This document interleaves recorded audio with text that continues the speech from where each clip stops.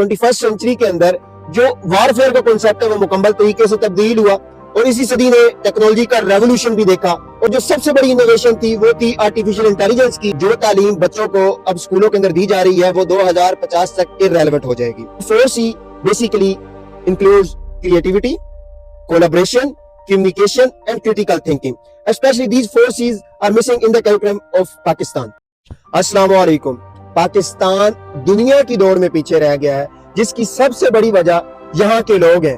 यहाँ के लोग किताबों की बजाय अपना ज्यादातर वक्त YouTube, Facebook, TikTok पर स्क्रॉलिंग करते हुए गुजार देते हैं, जबकि उसकी दूसरी जानिब वेस्टर्न कंट्री जिसको हम मगरबी ममालिक कहते हैं वो अपना ज्यादातर वक्त इनोवेशन, एप्लीकेशन, साइंस, टेक्नोलॉजी पर इन्वेस्ट करते हैं। जो चीजें 21वीं सदी ने विटनेस की हैं वो किसी और सदी ने नहीं की। 21वीं सदी के अंदर 21st सेंचुरी के अंदर जो वारफेयर का कॉन्सेप्ट है वो मुकम्मल तरीके से तब्दील हुआ और इसी सदी ने टेक्नोलॉजी का रेवोल्यूशन भी देखा। और जो सबसे बड़ी इनोवेशन थी वो थी आर्टिफिशियल इंटेलिजेंस की, जिसकी वजह से जिंदगी के अंदर काफी ज्यादा आसानियां पैदा हो गई हैं। 2021 के अंदर मुझे इत्तेफाक हुआ युवल नोह हरारी की किताब पढ़ने का, जिसका टाइटल था 21 lesson for the 21st century. और मेरे हिसाब से ये किताब 21वीं सदी में एक रास्ता दिखाने के लिए काफी है। ये जो 21 लेसन फॉर 21st सेंचुरी किताब है ये 21 आइडियाज के ऊपर मुश्तमिल है जो 21वीं सदी को लेकर युवल नोह हरारी ने अपनी किताब के अंदर प्रेजेंट किए हैं। इस वीडियो के अंदर हम उन्हीं 21 लेसन्स का जिक्र करेंगे जो युवल नोह हरारी ने अपनी किताब के अंदर लिखे हैं। युवल नोह हरारी के मुताबिक जो चीज सबसे ज्यादा इंपॉर्टेंट है वो है एजुकेशन, और उन्होंने अपनी किताब के अंदर साफ तौर पर लिखा है कि जो तालीम बच्चों को अब स्कूलों के अंदर दी जा रही है वो 2050 तक इररेलेवेंट हो जाएगी। और उन्होंने जिन चीजों के ऊपर जोर दिया है वो ये है कि बच्चों को क्रिटिकल थिंकिंग के बारे में पढ़ाया जाए, ये बताया जाए कि हाउ टू लर्न, बताया जाए कि इफेक्टिव कोलैबोरेशन किसे कहते हैं और प्रॉब्लम सॉल्विंग क्या है। इस किताब के मुताबिक जो आजकल के टीचर्स हैं वो अबंडेंस ऑफ इंफॉर्मेशन पर फोकस करते हैं।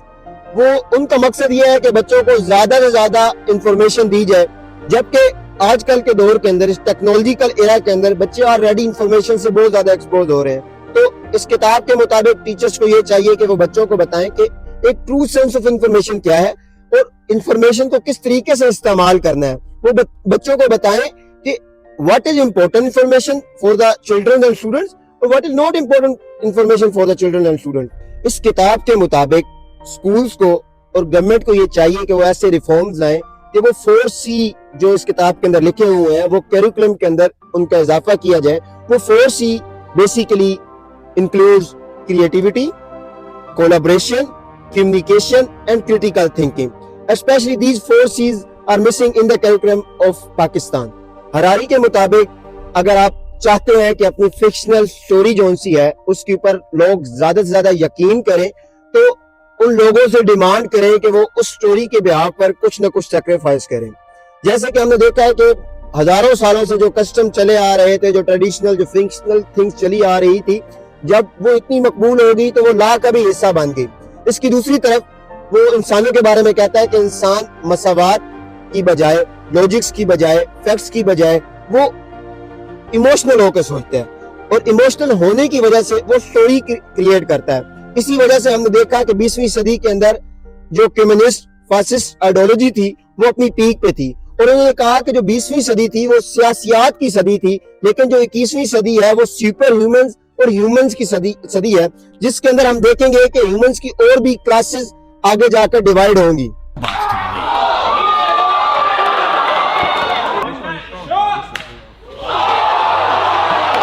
अकॉर्डिंग टू द बुक, जो एक पॉलिटिकल सिस्टम हमेशा इस दौर के अंदर भी आगे फ्यूचर में प्रिवेल करता रहेगा वो है लिबरल स्कूल ऑफ थॉट्स। और दूसरी तरफ उन्होंने एआई को, आर्टिफिशियल इंटेलिजेंस को लेकर ये कहा है कि एआई, आर्टिफिशियल इंटेलिजेंस जैसे जैसे नफीस होती जाएगी, जैसे जैसे उसके ऊपर वर्किंग होती जाएगी, तो हम देखेंगे कि ह्यूमंस और भी ज्यादा क्लासेस के अंदर डिवाइड हो जाएंगे। और जैसे कि उसके ऊपर वर्किंग एलन मस्क कर रहे हैं और एलन मस्क ने ये साफ तौर पे कहा है वी हैव ऑलरेडी ऑगमेंटेड, लेकिन मसला सिर्फ एक चीज का आ रहा है, वो डाटा। वो ये डाटा का मसला फेस कर रहे हैं। जब ये मसला हल हो जाएगा तो हम एआई को अपनी परफेक्ट फॉर्म के अंदर देखेंगे। What's your view on that? Maybe we're in the metaverse right now.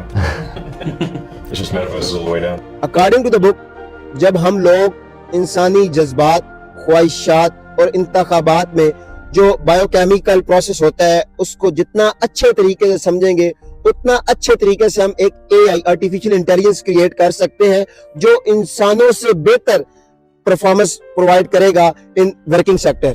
2012 में एक रिपोर्ट शाया होती है USA के अंदर, जिसके अंदर ये क्लियरली मेंशन है कि 31% जो रोड्स के ऊपर अमवात होती हैं उसकी सबसे बड़ी वजह अल्कोहल है, 30% जो अमवात होती हैं उसकी सबसे बड़ी वजह ओवर स्पीडिंग है और 27% जो अमवात होती हैं वो ड्राइवर की डिस्ट्रैक्शंस की वजह से है।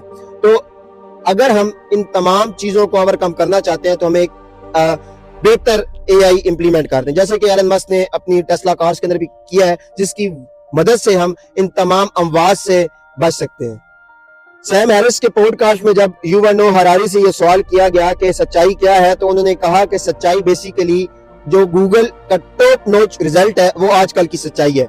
अगर हम AI पर भरोसा करेंगे अपने फैसलों को लेकर तो हमें इस डेमोक्रेटिक सिस्टम की, डेमोक्रेटिक इलेक्शंस की और फ्री मार्केट्स की उस वक्त जरूरत नहीं होगी। 16 मार्च 1968 में जो वियतनाम में वार हुई जिसमें अमेरिकन सोल्जर ने वियतनामियों का कत्लेआम किया, इसके ऊपर युवा नोह हरारी कहते हैं ये सब कुछ इंसानी जज्बात की वजह से हुआ। अगर हम वहां पर AI रोबोट होते उस वक्त तो हम ये देखते कि ये कत्लेआम ना होता। डाटा को लेके युवा नोह हरारी कहते हैं कि जो लोग डाटा के मालिक होंगे वो लोग फ्यूचर के मालिक होंगे और बेसिकली जो डाटा है वो स्पीड ऑफ लाइट से ट्रैवल करता है और उसकी हम जितनी मर्जी कॉपियां चाहे बना सकते हैं। युवा नोह हरारी का जो नेशनलिज्म और पैट्रियोटिज्म को लेकर जो कॉन्सेप्ट है वो बड़ा क्लियर है। वो कहते हैं कि हुब्बुल वतनी इस सोच के ऊपर मबनी होनी चाहिए कि हमारी जो कौम है, जो नेशन है वो यूनिक है, जो तमाम नेशंस के ऊपर यूनिवर्सल इक्विवेलेंट इंप्लीमेंट होती है। लेकिन जो नेशनलिज्म है इसके साथ मसला ये है कि इसमें जब हम अपनी कौम को दूसरी कौमों से सुपीरियर समझते हैं तो वहां पर मसाइल जन्म लेते हैं और वो कहते हैं कि जो आर्टिफिशियल इंटेलिजेंस है उसके अंदर ये सलाहियत होगी कि वो इन मसाइल से भी लड़ सके। और अगर वो कहते हैं कि इस मसले को हल करना चाहिए जो हमारी सियासत की अप्रोच है उसको हमें चेंज करना चाहिए। जैसे कि पाकिस्तान के तरफ देखते हैं कि जो सबसे बड़ा वोट बैंक क्रिएट किया जाता है वो इंडिया के खिलाफ नारे लगा कर किया जाता है, और जबकि दूसरी तरफ जो इंडिया के अंदर भी RSS और जो मोदी की पार्टी है वो इस वजह से गवर्नमेंट के अंदर आती है क्योंकि वो सबसे ज्यादा जो नारे लगाती है वो पाकिस्तानियों के खिलाफ लगाती है।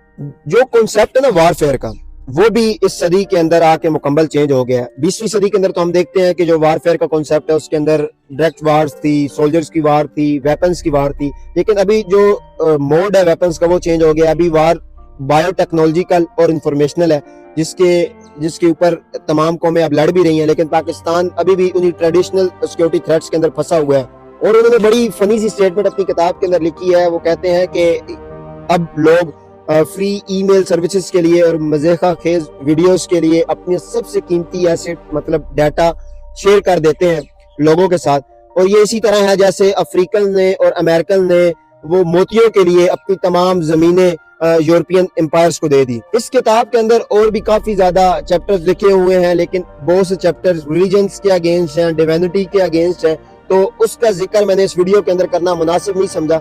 लेकिन टेक्नोलॉजी को लेकर इसकी जो पॉइंट ऑफ व्यू है वो बड़ा ही क्लियर है। तो मेरी आप सबसे ये रिक्वेस्ट है कि अपना कीमती वक्त निकाल कर इस किताब को पढ़ें और साथ ही साथ इसी तरह की और भी मालूमाती वीडियोस देखने के लिए हमारा YouTube चैनल सब्सक्राइब करें और कमेंट्स के अंदर अपनी कीमती राय से आगाह करें।